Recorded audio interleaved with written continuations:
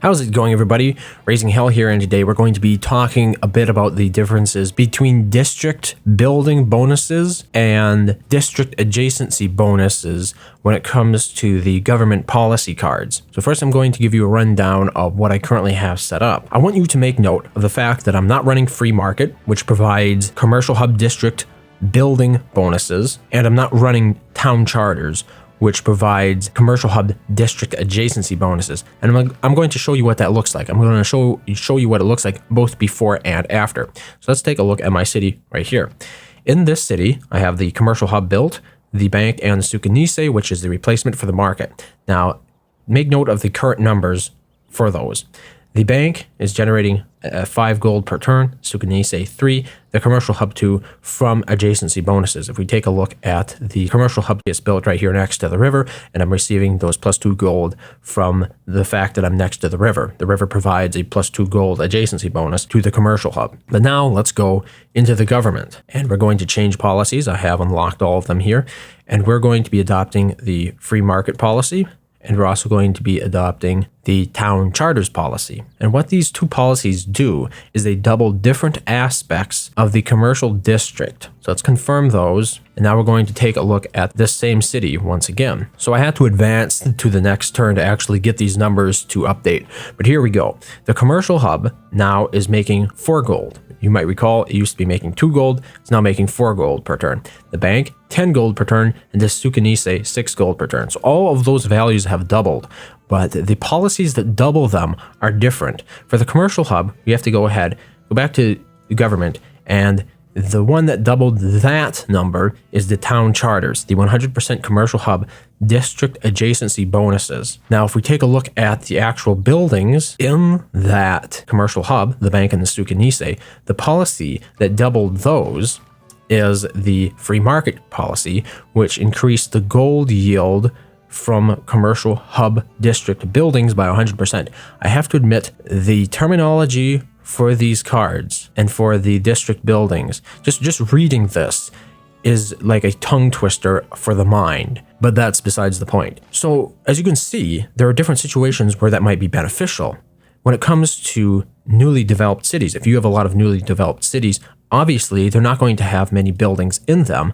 And in that case, the policy that provides district adjacency doublings is actually going to benefit you more than the policies that double the yields of buildings built in those districts. Here's a decent example, not quite as good, but it's much less obvious than the last city. In the last city, it was quite obvious that the best policy to adopt for it was the free market one, because it doubled the yield of all the buildings in that city. And since that city had a bank built in it, we were seeing an increase of 8 gold per turn as a yield versus an increase of 2 gold per turn as a yield from the district adjacency bonuses. In this city, it's almost the same, not quite though. The Sukanise was doubled from that building policy, and the commercial hub was doubled from the district adjacency bonus policy. Obviously, once again, in this city, the best policy for it would have been the one that doubled the district buildings, because the district itself was yielding 3 to begin with, so we got an extra gold out of that. So in a lot of cases, I am quite sad to say that providing your cities are developed in some aspect, the actual policies that give you bonuses or that double the yields from your district buildings are pretty much always going to outstrip the ones that double the adjacency bonus for the district itself. District bonuses in general, except for some very specialized circumstances like Brazil, they're just not that high compared to the buildings that you build in them. So maybe in the very beginning of the game, when you first unlock those, they can actually be applied and they're beneficial. And they're always going to be more beneficial than, say, adopting an economic policy that you're not going to be making use of. Say, for example, the ones that provide worker production bonuses. In other words, you get more production when you're building workers, or ones that provide wonder production bonuses, or ones that provide settler production bonuses. Those are always going to go to waste unless you're actually building those buildings, those units at a time. But this policy actually runs 100% of the time. You're going to be getting those bonuses 100% of the time, but they're not always that great.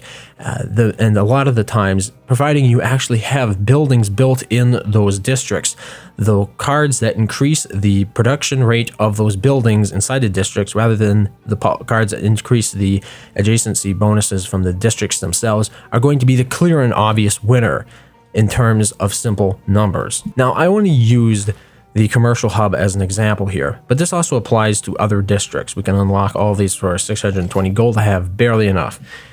And we can see that, for example, natural philosophy, it increases the campus district adjacency bonus by 100%, much like the town charters card did for our commercial hubs. So let's add that. And then we also have rationalism, which we're going to replace free market with. Confirm those policies. Yes, indeed. And then we're going to have to go ahead, skip to the next turn so that the values update. Excellent. So we're back with the next turn and looking at this city. The campus and the library in this city, both before were yielding +2 science. In this case, though, since they're tied, neither card is actually better for this situation. The campus was already yielding +2 adjacency bonus science from having these two mountains next to it, and the library naturally yields +2 science. When I adopted both of those cards, the one that provided the building bonus doubled this number, and the one that provided the district adjacency bonus doubled the district number.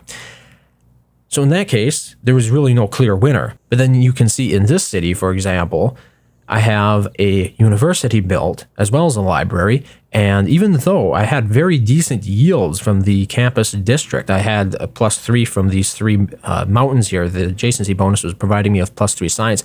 The buildings themselves are going to provide you more when doubled up. The library, which naturally produces 2 science per turn, now produces 4, so that's a total of 2 additional science, and the university, which normally produces 4, is now producing 8. So it's a total of 6 versus a total of 3. And that's what we're comparing here when we look at the differences between such policies. So I know this has gone on for a bit.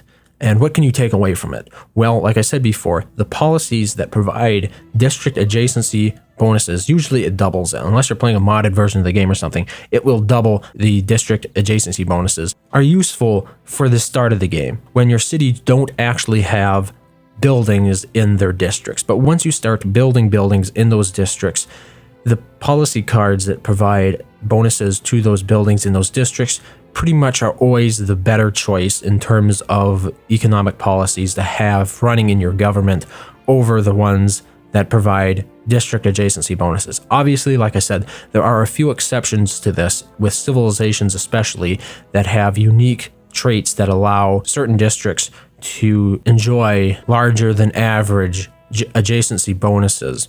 And like I said before, Brazil is an excellent example of such a civilization.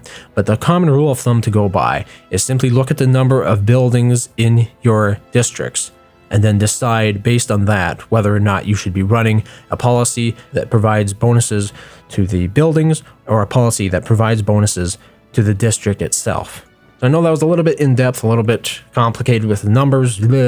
I know the policy cards in Civilization 6, I would have named them differently because they're very difficult to sort through. But I hope that cleared up that. If you're ever wondering such a thing, I know I was, and that's the reason why I covered this. Yeah, so anyway, if you have any additional questions about government policies in Civilization 6, feel free to leave them in the comment section below as a suggestion. I'll try to answer them. Maybe I'll do a video about them. Otherwise, as always, thank you very much for watching, and I hope to see you next time.